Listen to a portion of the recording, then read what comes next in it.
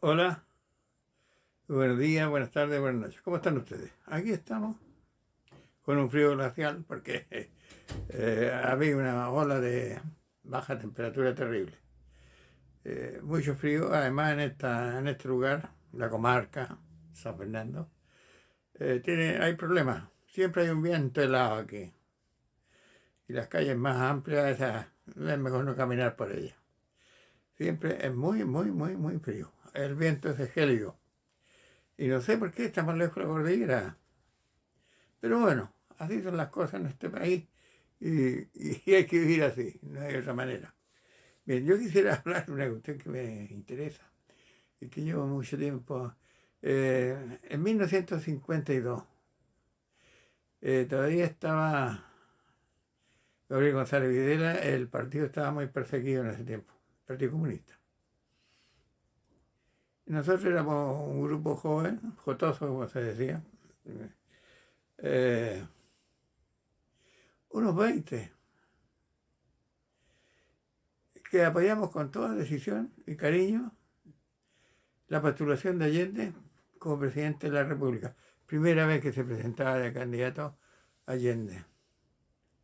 E hicimos un acto en el Teatro Real que queda en el centro de en la calle Bulnes, en el centro de quedaba en el centro de Temuco. No fue mucha gente, realmente era muy poca, unas 300 personas, eso hacía mucho más. Y ahí hablaron varios. Entre los que hablaron estuvo César Llobet, que se puso a hablar contra la Iglesia Católica. Yo no sé, en un país eminentemente católico hablándole contra la Iglesia, me pareció en ese tiempo a mí, que no era muy dado a pensar, me pareció un poco tonto. Y por primera vez escuchamos a Allende, un gran discurso, grandes cosas. Nosotros salíamos a hacer propaganda todos los días, nos reuníamos, conversábamos, juntábamos plata, hacíamos fiestas y comprábamos pintura. No era como el de este tiempo, como es de la propaganda ahora, no. Se salía a la calle, se unían solera, en la solera, unos papeles y mucha pintura, todo escrito. Nosotros poníamos Allende presidente. Allende nomás poníamos, Allende por todos lados. Trabajamos yo diría, con mucho esfuerzo, pero convencidos bueno, llegó el día de las elecciones, además, por primera vez yo vi una manifestación de masa ahí en Temuco, no sé, dirían 20.000 personas que marcharon por Ibáñez, el candidato que salió después elegido, Carlos Ibáñez del Campo, el Paco que llamaban, que hacía una tremenda manifestación y que andaban con una escoba, toda una gran escoba para barrer eh, la corrupción a los radicales del poder, porque decían que los radicales habían convertido el país en un país de corrupción. Y una tremenda marraqueta, la marraqueta para todo el pueblo, para todos nosotros, los trabajadores, en fin, ya. Muy bonito. Grande, gigantesca. Entonces salió elegido el Paco Ibáñez. No sé, no me acuerdo bien, pero ustedes lo pueden ubicar en internet, esta cosa. Más de 400.000 votos. Alfonso sacó, el Radical sacó como 180 y Mate sacó como 200. Y Allende, en nuestro candidato, sacamos 52.000. Pero hicimos una campaña buena. Eh, y en ese tiempo discutíamos muchas cosas, porque, por ejemplo, vía pacífica, vía armada, se discutían esas cosas, en una gran discusión. Y el 58 volvimos a las elecciones y ya en el 58 había una alianza más grande que se llama el FRAP. Era socialista, comunista, algún otro partido chico. Ya era una fuerza más o menos y con unidad.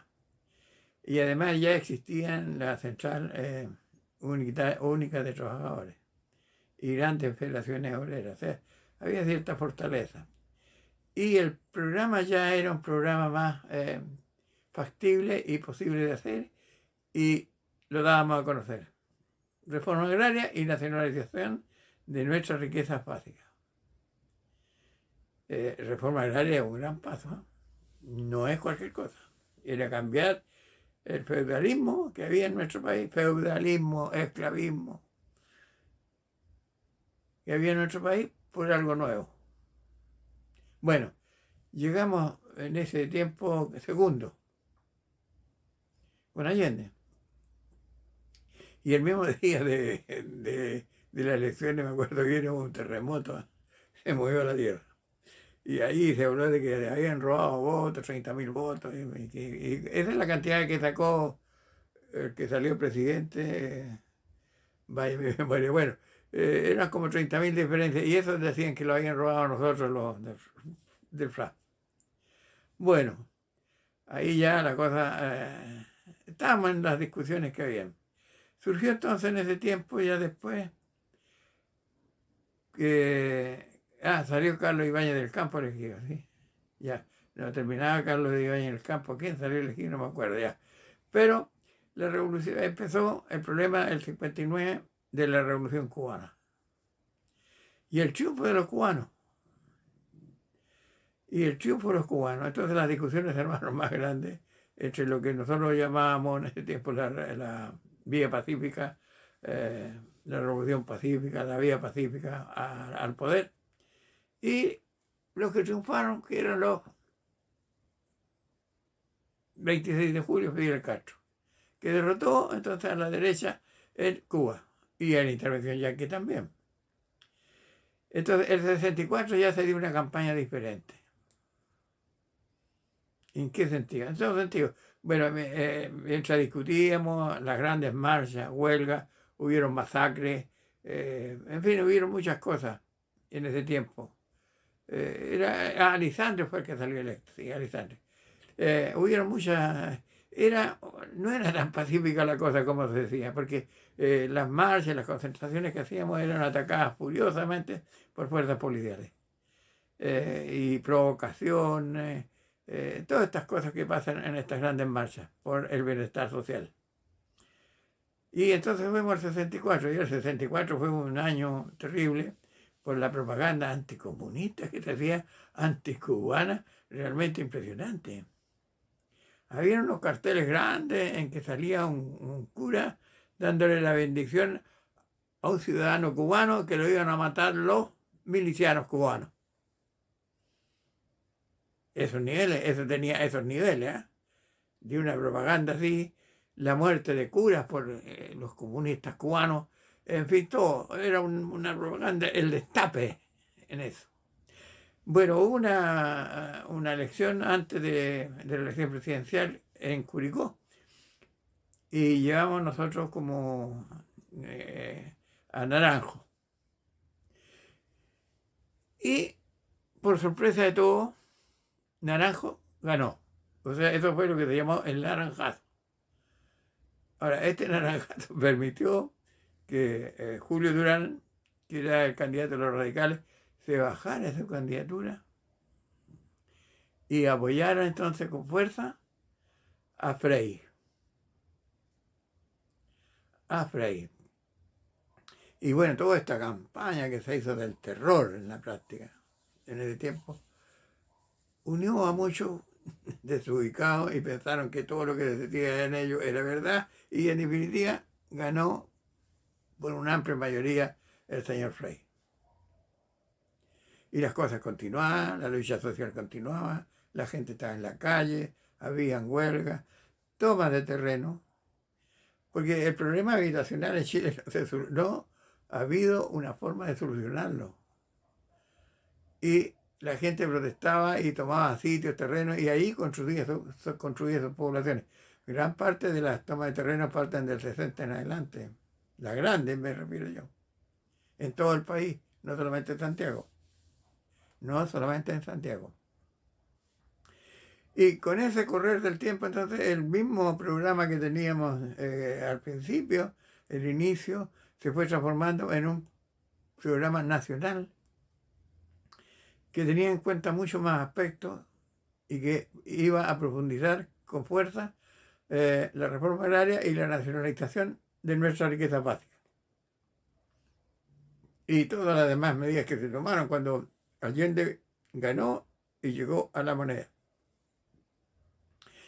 digo yo, el compañero Allende. Yo digo que en todo este trayecto así, a grandes rasgos, ¿no? Nosotros los que partimos el 52 haciendo propaganda en las calles por Allende, con ese programa pequeño de nacionalización y de reforma agraria, ahora con un gran programa, nos fuimos haciendo allendistas. Y lo digo allendista en el buen sentido de la palabra. O sea, nosotros somos allendistas por la nacionalización de las riquezas básicas y por la profundización de la reforma agraria. Y además todo lo que se hizo por la educación. O sea, realmente de la educación y otras cosas más que hizo el gobierno.